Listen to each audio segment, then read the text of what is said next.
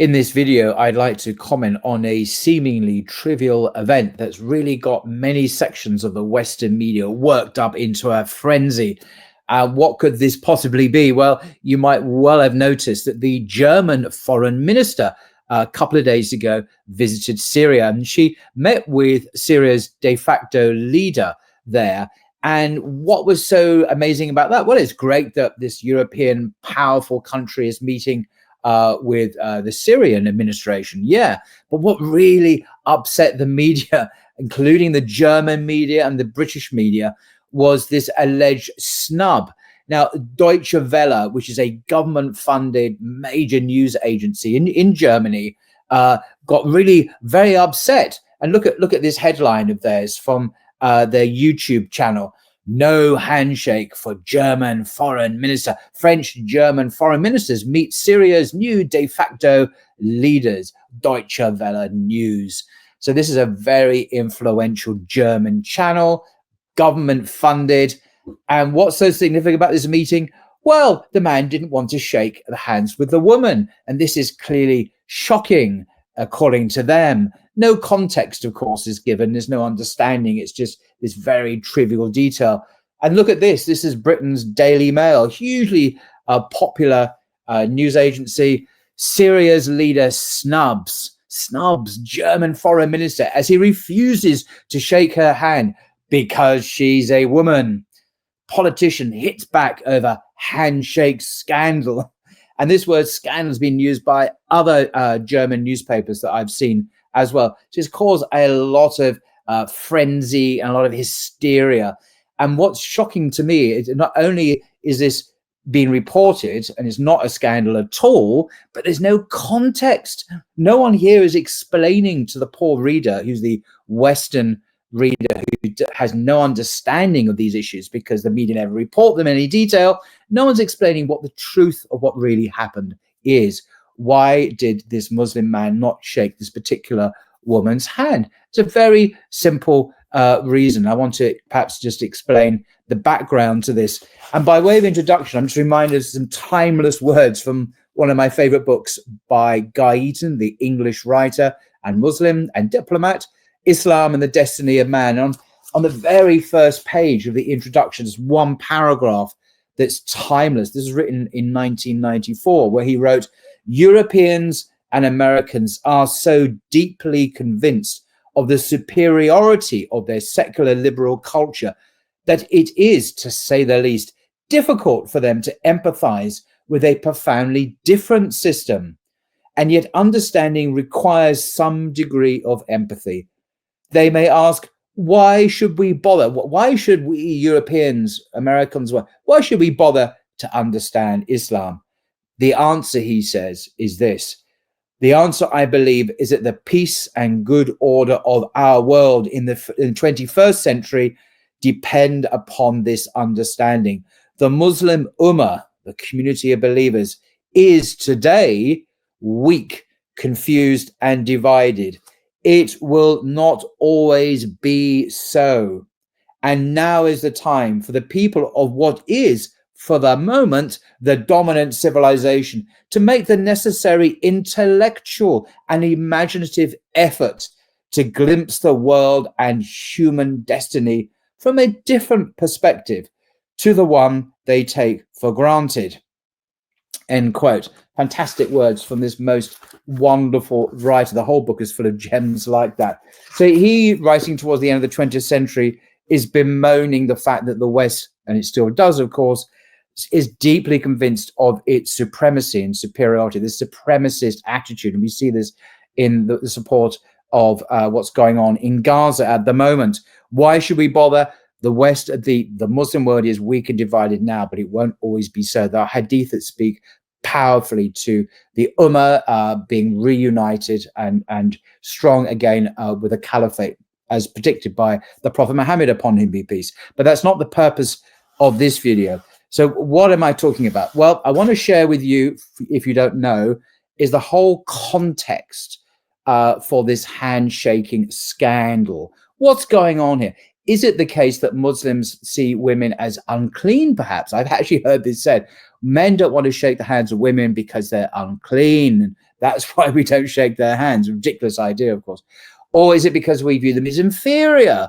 I mean, all these ideas get circulated. If you look at the comments to the Times newspaper in London, a lot of these ideas swirl around, these fake, false, toxic ideas with no education and knowledge about the facts, basic facts of what Islam teaches about gender, gender relationships, how men and women should relate in helpful, positive, healthy ways. And that's what the Sharia is really about. It's interesting, by the way, that the Jewish understanding of gender relations is almost identical. If you look at the halakha, the Jewish law, the reasons why men and women don't shake hands in certain circumstances is exactly the same reason in the Sharia. But of course, no one would dream of criticizing and condemning Jewish law in the West. That would be completely taboo, but we can quite happily attack an almost identical system in the Islamic world. But anyway, so just by way of introduction, I just want to share some words from this marvelous book, actually, called Being Muslim, A Practical Guide by Dr. Asad Tarsin. He is a doctor and a student of the Islamic sciences. And it's basically an introductory book, a primer written to help Muslims live and practice their faith, learning what we believe, how to pray, to fast, how to live life in a manner pleasing to our Lord. It's very much introductory, but full of fascinating insights into how we should live our lives. And the reason I wanted to share this with you is a wonderful section here on gender relations. And this book tells you what the Western media will never tell you. And that is the context for this whole handshaking alleged scandal. It's no scandal. It makes perfect sense once one understands some basic facts about Islam, which, as I say, the media will never share with you. So on page 200 of this book, Being Muslim, A Practical Guide, recommended by some very eminent Islamic scholars on the back, it says this. The title is Gender Relations. This is the key to understanding this. God created the human race with two genders, each different and unique. Islam teaches that they have different natures, tendencies, and needs.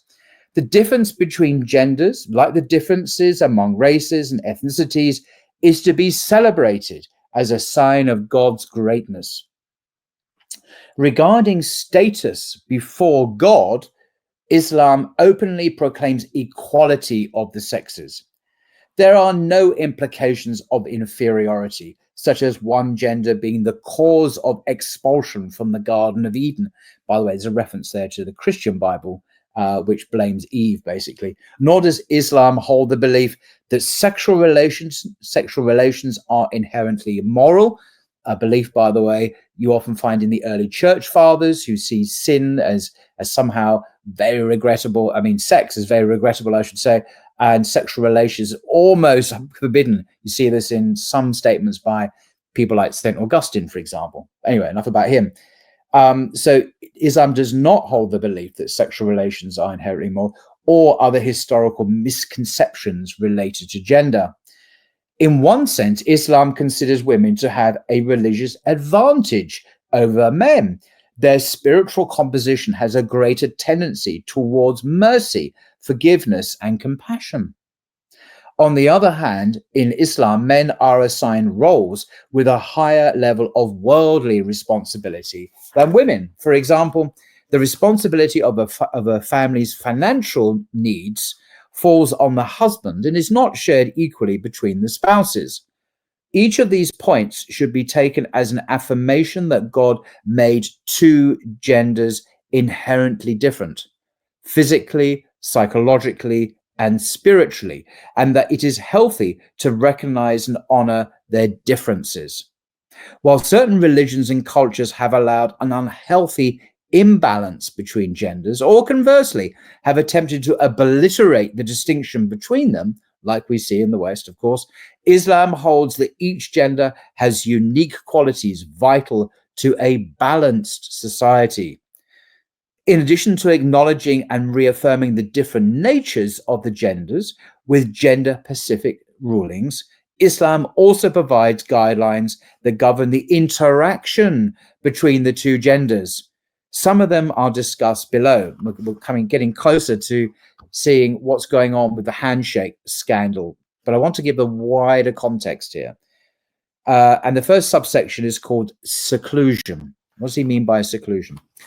Part of the wisdom of sacred law, Sharia, is that it not only protects us from actions that are directly harmful to us.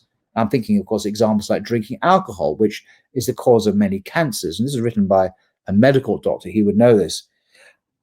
Things that are directly harmful to us, both in this world and the next, but also from actions that are likely to lead to harm. So the Sharia not only prohibits certain actions that are clearly harmful, but also the paths that lead to them, the near occasions, those actions which are almost sinful, but not quite, but nevertheless are likely to lead to harm. So it wishes to warn us. There's a wisdom in the sacred law, as he puts it. One example of this wisdom is the ruling that forbids two marriageable persons of the opposite gender to be in a state of seclusion. That is, alone together where no one can directly see them. So what's prohibited here is two unmarried people who could be married to each other, being in a state of aloneness where no one else can see what's going on. So obviously this doesn't apply to a husband and wife, for example. They are, however, permitted to converse out of earshot of others, or in a room with large windows with others just outside, where they can carry on private conversations but still be seen. These situations do not constitute seclusion and thus are not forbidden by Islamic law. The kind of situation that would be forbidden is one that could allow physical touching without anyone seeing. Now, obviously, you can see why that might be forbidden. This, he writes, is an example of a ruling set forth by God and his messenger to prevent acts that might not seem serious in themselves, but which could lead to serious harm. Since seclusion could tempt persons of opposite gender to engage in sensual activity some of the time, it is forbidden all of the time. And the next section, which includes a reference to handshaking, is called to look and touch.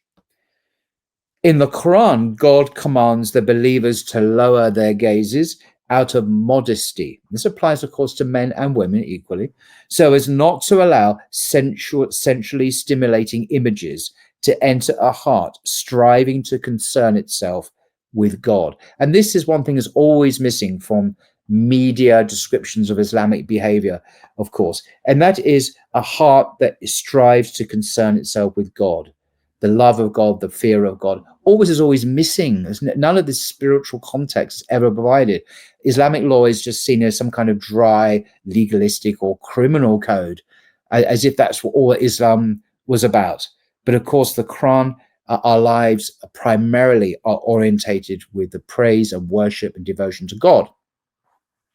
As a general rule, he writes, whatever body part would be forbidden, haram, for a person to expose would be forbidden for another to look at without a reason. I suppose a reason would be in a medical emergency. The faculty of sight is considered the most direct inroad to the heart. And what we see goes straight into our heart, as our spiritual heart. And any images we see have an immediate spiritual impact. It's very profoundly true. This may be realized. So he's offering an example. How can this be true? Think about this. This may be realized by considering the extreme use of visually stimulating images in modern marketing, in this kind of consumer capitalist environment where body parts are used to sell goods, particularly women's body parts are used to sell material goods. Quite appalling, completely forbidden in Islam. For reasons similar to the prohibition of seclusion, it is also forbidden, haram, to touch a marriageable person of the opposite gender, since such touching can be a precursor to illicit sensual activity. Islam, as a preventative measure, forbids it in and of itself. Now, he doesn't explicitly mention handshaking, but of course that would be included by definition. There is a physical touching between two people who are of marriageable age, so eligible for marriage to each other. Obviously, this does not apply to a husband and a wife. Through these guidelines, he concludes, God has regulated the powerful force of sensual stimulation in public spaces while providing an appropriate environment for its expression and enjoyment in a private space. End quote. That's the book, Being Muslim, A Practical Guide by Asad Tarson, who is a medical doctor. So these are the kinds of considerations you will not find in Deutsche Welle, you will not find in the Daily Mail, the Times, or whatever, even though they will go to great lengths on other subjects to provide context and background and, different ways. When it comes to Islam, it's always usually a misunderstanding, a failure to inform, a failure to educate the readers, the public. And so old tropes, hoary old fake news gets recycled year after year, generation after generation. And why is this? Because, as Guy Eaton so eloquently put it, at the heart of it, Westerners are deeply convinced of their superiority, the superiority of their secular liberal culture.